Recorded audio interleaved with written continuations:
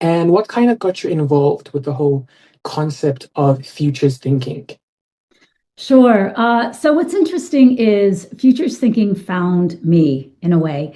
Is I started years ago. I was approached by a university of the future called Singularity University, based at NASA Research Park out here in Silicon Valley. I live out here in California, and the Singularity was founded by Ray Kurzweil and Peter Diamandis, and it was all about the how do we create the types of people that are changing the world, and using this through technologies, exponential technologies, meaning accelerated technologies, and convening entrepreneurs and inventors and futurists and subject matter experts and really smart people that were really passionate about starting businesses.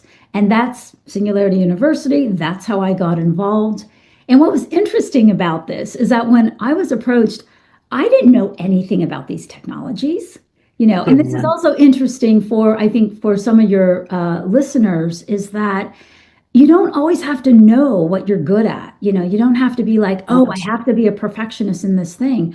But here's the thing is I knew it would be interesting.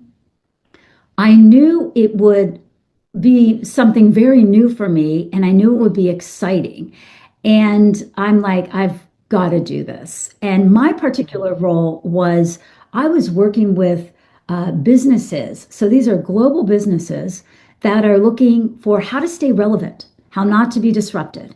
What do they need to do? How do they get some of that DNA and energy from these founders who were there, these entrepreneurs, where there's a whole other focus in school on training them to bring this into their company. Here's an example. So I was working or talking with an a large automotive company, and Right. their whole thing was, oh, let's think about what the future of the car, like designing the interior of the car.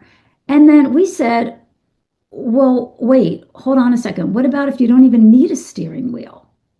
And what Mm. about if you don't even need to be driving?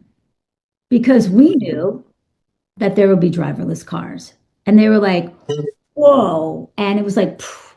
And so here we are today, driverless cars here in San Francisco. There is like so many Waymos. I mean, so many of those around here. And we have that.